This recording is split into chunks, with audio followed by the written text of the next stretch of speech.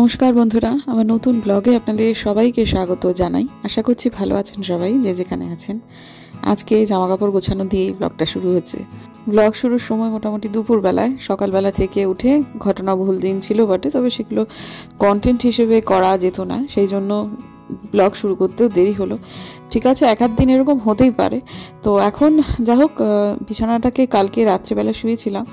মামুনি ওই ঘরে, যেহেতু এখনও ঘরটা পুরোপুরি তোলা হয়নি, তাই সমস্ত জামাকাপড় এখানেই দিয়ে গেছিলো। আজকে জামাকাপড় হয়েও ছিল তুলনামূলকভাবে একটু বেশি। কালকে ছাদে জিনিসপত্র শুকোয়নি, যার ফলে আজকেই মোটামুটি দুদিনের জামাকাপড় একসাথে নিয়ে এসেছি, এবং মানে মামুনি দিয়ে গেছে এবং সেটা হয়ে গেল। যাই হোক, গুছিয়ে টুছিয়ে ফেললাম। বিছানাটা একটুখানি তৈরি করে দিই, তারপরেতে যাব একটুখানি চা খেতে। সকালকার চা এটা নয়, দুপুরবেলার চা। মিনামাসি রান্না করে বেরিয়ে চলেও গেছে, আলপনাদিরও রান্না হয়ে গেছে। তো এই চাটা ঢাকা ছিল, যেহেতু গরম জলের ভেতরে দেওয়া যাবে না, গরম চায়ের ভেতরে মানে আমাদের আমলকিটা দেওয়া যাবে না, সেহেতু এটাকে একটু ঠান্ডা করবার জন্য রেখে গেছিলাম। ঈষদ উষ্ণ হয়ে গেছে, এখন চাটা খাওয়া যাবে। আমলকিটা মিশিয়ে খেতে আমার কিন্তু বেশ ভালোই লাগে, মানে এইভাবে চায় মিশিয়ে খেতে ভালো লাগে। শুধু আর কিছুই মেশাইনি, শুধুমাত্র আমলকি এবং লাল চা। তো যাই হোক, কানে যেখানে রয়েছে সেটা একটা হেডফোন, তো দেখতেই পাচ্ছেন গান চলছে, সেটা হচ্ছে একটা বেশ লাউড মিউজিক চালিয়েছি, যাতে বাইরের কোনো কিছুই না আজকে আমার কানে আসে। এতক্ষণ পর্যন্ত কানে যা যা এসেছে সেগুলো আর ভালো লাগছিল না, সেই জন্য এটাকে চালিয়ে রেখে দিয়েছি। মানে ঘরে খুব একটা তেমন কিছু আসেনি কানের মতো, কিন্তু বাইরে এত আজকে মকর সংক্রান্তির জন্য লাউড হয়েছিল না পরিবেশটা, বুঝতেই পাচ্ছেন, সেই জন্য আর ভাল লাগছিল না। এবার মনে হচ্ছিল অন্যের জোর করে আমাকে কিছু শোনানোর আগে বাবা আমি নিজেরটা নিজেই শুনে নিই। তো এটা যেটা দেখাচ্ছি জুম করে, সেটা যে দেখুন আমাদের টবের মুখগুলো কীরকম ঘুরে গেছে, এটাকে ঠিক করে একটু দিতে হবে। আর কালকে মামুনি কিন্তু ধুয়ে দিয়েছিল বারান্দাটা, কিন্তু দেখুন আজকের মধ্যে কীরকম আবার ধুলোর আস্তরণ পড়ে গেছে।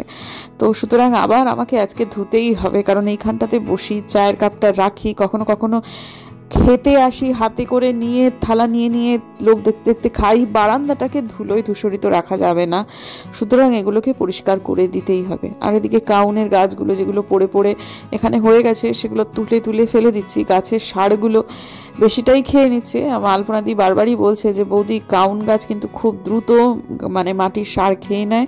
যেখানে যেখানে তুমি যদি কাউন না লাগাও বা কাউন গাছকে যদি যত্ন না করো, তারা যদি অনাহুত অতিথি হয়ে থাকে, তাহলে কিন্তু সেগুলোকে তুলে ওখানে তুমি বাইরে ফেলে দাও। সেটাই করলাম বটে। তো এই যে চাদরটা দেখছেন না, এটা কালকে পেতে আমরা বসে পুজো টুজো দেখেছি। চাদরটা ভালো চাদর, তখন হাতের কাছে শতরঞ্চি পাওয়া যাচ্ছিল না, সেই জন্যই এটা পেতে দেওয়া হয়েছিল। তো এইটাকে আজকে তো কেচে দিতেই হবে, সাথে যে সোয়েটারটা পরে আছি সেইটাকেও আজকে কেচে দেবো ভেবেছি, সেই জন্য সকাল থেকে এই চাদর সোয়েটারটাই পরেছি। তো যাই হোক, আমি তো এমনিতে খুব একটা ঠান্ডা না হলে আহা কি ঠান্ডা বলতে খুব একটা পছন্দ করি না, এবং আজকে আমার সোয়েটার পরা দেখে বুঝতে পারছেন আজকে তুলনামূলকভাবে কালকের থেকে একটু বেশি ঠান্ডা। তথা ঠান্ডা কালটা একটু যে পড়েছে, সেটাই ভর দুপুরবেলাতেও কিন্তু বোঝা যাচ্ছে। তো এখন এই জায়গাটাকে একটু সাফাসুফু করে নিই। আর আমার প্রত্যেক দিন যে পাখিগুলো আসছে, তারা তো আমার বন্ধু, তাদের শুধু খাবার দিলে হবে না, তারা যেমন খাবার খায় তেমনই জল খায়। জলের মধ্যে আমি ভেবেছিলাম শীতকালে বোধহয় তারা জল টলগুলো খুব একটা এনজয় করবে না, ও বাবা, তারা এই ঠান্ডা জলের মধ্যেই নামে এবং তারা বেশ ছপর ছপর করেও। তো একটু নোংরা হয়ে গেছিলো, তো সেটা পরিষ্কার করে দিলাম। এটা প্রত্যেক দিনই করতে হয়। আর মানে কোনো কোনো সব দিনে যেটা হয় যে হয়তো বা আজকে হলো না, কিন্তু কালকে অবশ্যই করতে হয়, মানে অল্টারনেট ডে তো করতে হবেই। তো যাই হোক, ঠিক আছে, মানে প্রত্যেক দিন করলেই ভালো। তো এখন একটুখানি এই জায়গাটাকে পরিষ্কার পরিচ্ছন্ন করে নিই। উইন্ড চাইমসটাকেও ধুয়ে দিলাম। কদিন বেচারা মানে প্রায় বছর দেড়েক খুব অবহেলায় এটা ছাদে পড়েছিল, তো এখন একটুখানি তাকে যত্ন আত্তি করা হচ্ছে বটে। তো এখন এই জায়গাটা একটু সাফ করে নিই, পুরো গ্রিল টিল ধুয়ে, তারপর একটু শান্তি, এবং আমি স্নানে যাব। আচ্ছা, একজন দিদি দেখলাম, মানে প্রজ্ঞাদি লিখেছেন যে আসলে প্রত্যেক দিন এখানটায় পরিষ্কার করলে একটু জং ধরে যাবে। হ্যাঁ, এই সমস্যাটা তো সত্যিই আছে, তবে রং করা রয়েছে জন্য শ্বশুরমশাই অনুমতি দিয়েছেন, এটা ঘটনাই। তো কিন্তু তাও এটা যেহেতু রোজ পরিষ্কার করা হচ্ছে না, মানে ওই বিকল্প দিনে আর কি, আজকে করে কালকে, সেহেতু ব্যাপারটা করছে। আর বড্ড ধুলো পড়ে যায়, মানে এত মারাত্মক ধুলো পড়ে যায় যে কি বলবো। আর তবে বাইরের গেটটা আমি বারণ করেছি প্রত্যেকদিন, কারণ মামনটা না কালকে একদম ভিজে গেছিলো। আমি বলেছি বাবু ধুলো পড়লে তারপর ধুয়ে দিস, রোজ দিন ওই গেট একেবারে আদ্যান্ত ধুয়ে দিতে হবে তা না, বাড়ির সামনে জল ঢেলে দিস এবং বাড়ির সামনেটা ধুয়ে দিস, কিন্তু গ্রিলটা রোজ ধুতে হবে না। সেটা ওই মামনের জন্যই আর কি, বেচারি ঠান্ডা লাগে, আর এখন শীতটা পড়বে দুদিন পর আরও বেশি করে, মাঘ মাস পড়ে গেল তো। তো যাই হোক, এখন আমার গা থেকে সোয়েটার ফোয়েটারগুলো সব খুলে টুলে দিলাম, জানলা দরজাগুলো একটু বন্ধ করে দিই, কারণ রোদ্দুরটার এখানে এইদিকে আর নেই। এখন যদি খুলে রাখা হয় তাহলে ধুলো ভিন্ন অন্য কিছু ঢুকবে না, সেই জন্য। তো যাই হোক, তারপর একবারে দেখা হচ্ছে আপনাদের সাথে সন্ধেবেলায়। এই যে দেখুন, এই যে সোয়েটারটা, এটা পরে টুপুর টিউশনে যাচ্ছে। এই সোয়েটারটা আমার শাশুড়ি মার বুনে দেওয়া টুপুরকে শেষ সোয়েটার। তখন কিন্তু ওনার কিডনির সমস্যা তৈরি হয়ে গেছিল, তখন সেই অবস্থাটায় বসে বসে উনি নাতনির জন্য এই সোয়েটারটা, আর একটা সোয়েটারও বানিয়েছেন, তবে সেটা আগে শেষ হয়েছে। এইটা কিন্তু ডায়ালিসিস চলাকালীনই উনি বানিয়ে দিয়েছিলেন, এমনভাবে বানিয়ে দিয়েছিলেন যেটা টুপুর একেবারে মানে অনেক বড় পর্যন্ত পড়তে পারে, মানে বড় করেই বানিয়ে দিয়েছিলেন, এটা আমিও পড়তে পারবো। তো যাই হোক, খুব সুন্দর দেখতে লাগছে টুপুরকে, আমার মনে হয় সোয়েটারটা ভালো বানানো হয়েছে। এবং মনটা খারাপও হয়ে যায় এগুলো দেখলে, যে মানুষটার নাতনির প্রতি কি প্রচণ্ড টান ছিল বন্ধু, কি বলি আর। মানে টুপুর অন্ত প্রাণ ছিলেন আমার শাশুড়ি মা, এই আর কি। যাই হোক, এই যে এখনও এই জায়গাটা ঘরটা তোলা হয়নি, 2.5 দিন পর তুলতে বলেছেন, কিন্তু অন্যান্য পরিষ্কার পরিচ্ছন্ন হয়ে গেছে। আর এই যে পুজোর ফুলগুলোকে এরকম করে ছিঁড়ে ছিঁড়ে রেখে দিয়েছি আমি, এগুলো শুকোনোর জন্য। তো আর নতুন ধূপটা বানানো হয়নি, বোম্বাদা বলছে পুরোনোগুলো আগে শেষ হোক তারপর বানিও। তো ঠিক আছে, আপাতত সেটাই করব। আর এই যে দেখুন, এই একখানা স্টিকার আজকে অনলাইনেতে এসেছে, সেটা লাগিয়েও দিয়েছি, কিন্তু এই যে জায়গাটাতে আগের যে ফটো ফ্রেম ছিল সেগুলোর দাগটা কিন্তু এখনও যায়নি, চেষ্টা করলাম কিন্তু উঠলো না। আর এই স্টিকারটাও মানে আদি অনন্তকাল চলবে না, এটা বেশি দিন থাকবে না, তো যার ফলে ওরমভাবেই লাগিয়ে দিলাম। ভালো লাগছে না আমি জানি, মানে ওই আঠাগুলোর দাগের জন্য, এমনিতে স্টিকারটা দেখতে ভালো। তো ঠিক আছে, আর কি করা যাবে, আপাতত কিছুদিন চলুক, তারপর দেখি বন্দোবস্ত করে দেবো। দাম খুব একটা বেশি নেয়নি। তো ঠিক আছে, আপাতত মায়ের পায়ে তথা এই ঠাকুরের জায়গাটা দেখতে এত সুন্দর লাগছে আজকে। এই যে ছোট ছোট যে জামরুল জবা যেগুলোকে আমি বলছিলাম, এগুলোকে আমার বর বলছে কুচো জবা, লিলিপুর জবা, এসব নাম দিচ্ছে বটে, কিন্তু জবাটাকে দেখতে কিন্তু খুব সুন্দর। কাছ থেকে দেখলে, দূর থেকে দেখলে অতটা বোঝা যাচ্ছে না, কিন্তু কাছ থেকে দেখলে হ্যাঁ ভালো লাগছে বটে। আজকে শিলিগুড়িতে বেশ ঠান্ডা পড়েছে, মকর সংক্রান্তির ঠান্ডা পড়বে সেটাই স্বাভাবিক, কিন্তু কদিন থেকে তো স্বাভাবিক আর স্বাভাবিক নেই, ওয়েদার চেঞ্জ হয়ে গেছে অনেকটাই। গরমকালে কী হবে সেটাই ভাবছি, শীতকালেই সেমন ঠান্ডা পড়ছে না। তো যাই হোক, আজকে ঠান্ডাটা পড়েছে কিছুটা। আজকে আমার হাজব্যান্ডের ভীষণ মন খারাপ, মায়ের কথা, কারণ আজকে দিনটাতে বাড়িতে আমার শাশুড়ি মা থাকাকালীন, তার সুস্থ অবস্থায় থাকাকালীন তথা তার শরীর খারাপ থাকাকালীনও যে কী প্রচণ্ড ব্যাপার চলতো, সেটা সবটুকুই কিন্তু একদম আমার শ্বশুরমশাই এবং আমার হাজব্যান্ডকে কেন্দ্র করে, কারণ এরা দুজনেই মিষ্টি খেতে ভীষণ ভালোবাসে। আমার শাশুড়ি মা তো দীর্ঘ বছর ধরে ডায়াবেটিক, নিজের জন্য এই হয়তো একটা মুখপুলি বানানো হতো, বানাতেন। আমিও যে মিষ্টি খেতে করে ভালোবাসি তা না, কিন্তু ছেলে ভীষণ ভালোবাসতো মিষ্টি খেতে। তো যার ফলেতে এইবারেতে যেহেতু বোম্বাদা একদমই খেতে চাইছে না মিষ্টি, বা সে খেতে পারবেও না, যার ফলে আমাদের পিঠেপুলি উৎসবটা জাস্ট নেই বলা যায়। কয়েকটা মাত্র মালপোয়া ভাজা হচ্ছে, এবং সেটাও সকালবেলাতে ওই 3টে না 4টে সরা পিঠে ভাজা হয়েছিল, গাছকে দেওয়া হয়েছিল, কাককে দেওয়া হয়েছিল, মানে যেটা হয়ে থাকে ব্যাস, সাদা পিঠে যেটাকে বলে। আর অতিরিক্ত কিচ্ছু, মানে নিয়ম রক্ষার জন্য যেটুকু করা, কিচ্ছুটি করা হচ্ছে না। তো মার কথা ভীষণ তার মনে পড়ছে, খুবই খুবই ইমোশনাল হয়ে যাচ্ছে। তো যাই হোক, আর কি বলবো। তো আমি এখন একটুখানি বেরোবো, আমি হেঁটে একটা পিঠ যাব, আমি সুভাষপল্লী বাজারেতে যাব, কারণ গিয়ে এখান থেকে 1 কিলোমিটার, তো না 2টো পিঠে হেঁটে যেতে পারবো, কারণ আমাকে কিনতে হবে সবুজ মুগ এবং ছোলা, আর কিনতে হবে হচ্ছে আমাদের বাড়ির যে প্রদীপটা, সেটা স্ট্যান্ডটা খারাপ হয়ে গেছে, নতুন একটা স্ট্যান্ড কিনতে হবে। টাঙ্গাইল স্টোর্সে গেলেও হতো, ওইটা আজকে কিনবো কিনা নিশ্চিত নয়, তবে সবুজ মুগ এবং ওই কাবলি ছোলা এবং এমনি ছোলাও কিনতে হবে। তো সেই দুটো তো লাগবেই, মানে সে 3টে জিনিস। তো কারণ স্ট্যান্ডটার জন্য না, যদি আমি মার্কেটে যেতে পারতাম তাহলে সব থেকে ভালো হতো, কিন্তু মার্কেটে সময় আজকে আমার যেতে ইচ্ছা করছে না। তো ঠিক আছে, এইটুকু জিনিসের জন্য আর রিক্সা করবো না, সামান্য দূরত্ব হেঁটেই চলে যাই। বদনাম ঘুচে গেল যে আমাদের বাড়িতে আজকে পিঠে হয়নি। যাও বলছি যখন আমি তো দুপুরবেলায় সব রেডি করে রেখে দিয়েছি। বুঝলাম, কিন্তু এটাতে তো মিষ্টি হয়নি। ওই জন্য তো মিষ্টিটা কম দিয়েছি তো। তাও দাদা খাবে না?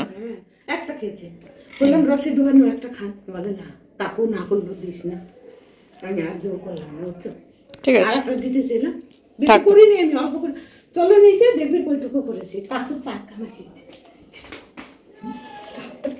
ঠিক আছে, ভালো লেগেছে, খেয়েছে বেশ, ব্যাস ঠিক আছে। গেল কালো মিষ্টি খেয়েছি, আজকেও তাই। আগের দিনে আমি তো তারপরেই ব্লগটা বন্ধ করে দিয়েছিলাম, খুব অসুবিধা হচ্ছিল। আজকেও সেম হলো। দেখেন, লোভে পাপ, পাবে মৃত্যু কথাটা এমনি এমনি না, খুব গা আমার পাক দিচ্ছিল আজকে। যাই হোক, তারপর বেশিক্ষণ আর সময় নষ্ট করিনি, বেরিয়ে গেছি গরম জল খেয়ে, এটা ঠিকই। তো ঠিক করেছি আর না বাবা, এবারে আর মিষ্টি খাওয়া চলবে না। যাই হোক, পিঠে পার্বণ মিটে গেল তো আর হবে না অসুবিধা। তো এখন ব্যাপারটা কি হয়েছে বলুন তো, নিচে যখন যাচ্ছি এই সময়টায়, তখন আমি জানি যে আমি হাতিমড়ে যাবো এবং চলে আসবো। কিন্তু যখন বেরোলাম, তার মানে নিচে যখন গেলাম, তখন আমার শ্বশুরমশাই বললেন যে না, আমার গাছাটা কিনেই আনো। মানে প্রদীপের যেটা স্ট্যান্ড, যেটা অ্যাকচুয়ালি ওইটাই ভেঙে গেছে, প্রদীপ ভাঙেনি। বললেন যে তুমি ওটা কিনেই আনো। উনি আমাকে টাকা দিতে চাইছিলেন, তো এইটার জন্য আর কি টাকা নেব। তো মানে উনি বলছেন যে ওই আমাদের এখন আপ দেখবেন ওই নারায়ণ পুজোতে আমরা কিন্তু প্রদীপটা যেটা ছিল সেটা স্ট্যান্ডে ছিল না, ছোট একটা জায়গায় রাখা ছিল, কারণ ওই স্ট্যান্ডটা ভেঙে গেছে। বলো কাজটা যখন করছো তখন করেই এসো। তো আমি ভাবলাম যে একটু যদি আগে প্ল্যানটা করতাম তাহলে, কারণ এখন একটু রাত হয়ে গেছে বিধান মার্কেটের জন্য। আজকে পৌষ পার্বণ এবং ওই যে বাসনের দোকানগুলো তুলনামূলকভাবে অন্যান্য দোকানের থেকে অনেক তাড়াতাড়ি বন্ধ হয়ে যায়। আমার কিন্তু একটা সন্দেহ ছিলই যে হয়তোবা ওই দোকানগুলো খোলা আমি পাবো না, কারণ এইটা আমি মনের মধ্যে গেঁথে নিয়েছি যে আমাকে যেন তেন প্রকারেণ হেঁটেই আমাকে পৌঁছতে হবে। আমি কোনোভাবেই রিক্সা টোটো করবো না, করবোই না। হেঁটে যদি বন্ধ করে হয়ে যায় তাও ঠিক আছে, কিন্তু তাও আমি হেঁটেই যাব।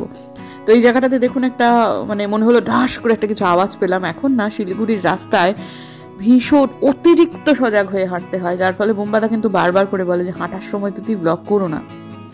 আমি যে খুব একটা ব্লগ করি তা নয়, তবে যেটুকু সময় না হলেই নয় সেটুকুই আর কি, মানে ওই আর কি মাঝে মাঝে ইচ্ছে করে আর কি। আসলে শিলিগুড়ি শহর খুব অপরিকল্পিতভাবে বেড়ে উঠেছে, এইটাই অবশ্য এটা শুধু শিলিগুড়ির কথা নয়, এটা সারা মানে হয়তোবা বেশিরভাগ শহরগুলোই তাই। রাস্তাঘাটের পরিসর তো আর বাড়েনি, কিন্তু গাড়ি ঘোড়া বেড়েছে বহু বহু বহু গুণ, যার ফলে সমস্যা তো হয়ই। প্রচণ্ড সজাগ থাকতে হয়, শুধু আমার একার নয়, মানে খুব সজাগ হয়ে হাঁটলেও বহু ক্ষেত্রে অসুবিধা হয়ে যায়। এই যে এই রাস্তাটা যেমন দেখুন, এটা তিলক রোড, সংলগ্ন হচ্ছে বিধান মার্কেটের। আপনার বাড়ির সামনের যে রাস্তাটা সেটা মানে গলিটা, সেটাও এর থেকে চওড়া, কিন্তু এটা এখন প্রায় রাজপথ হয়ে গেছে।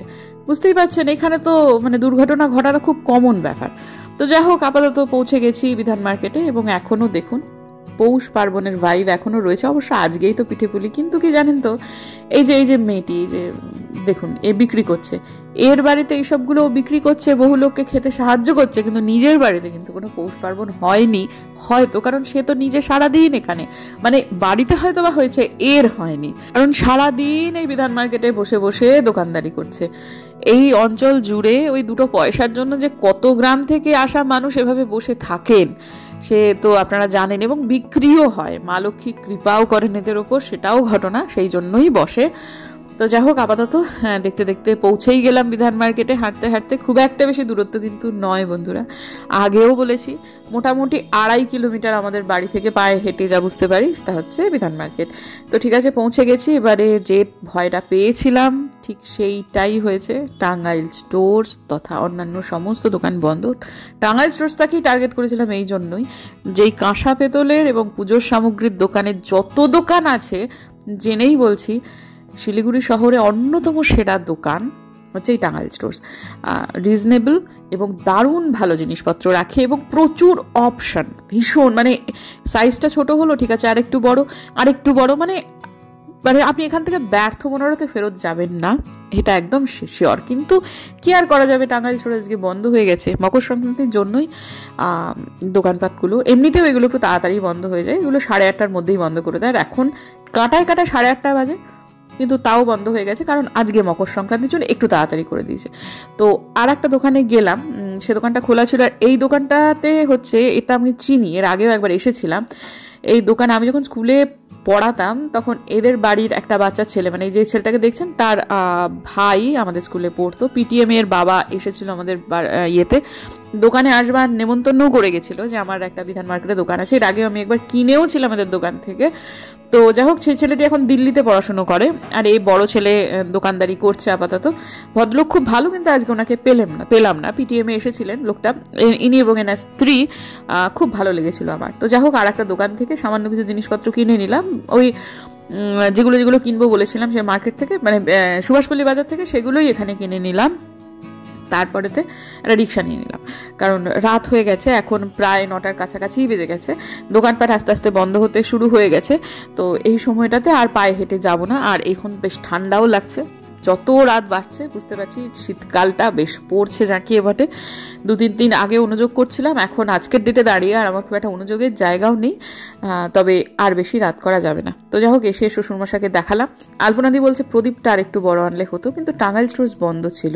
যে দোকান থেকে কিনেছি সেই দোকানে এই প্রদীপের থেকে বড় আর কিছু ছিল না। তো ঠিক আছে, প্রদীপটা না হয় টাঙ্গাইল স্টোর্স থেকে কোনো এক সময় অন্যদিন কিনে আনা যাবে।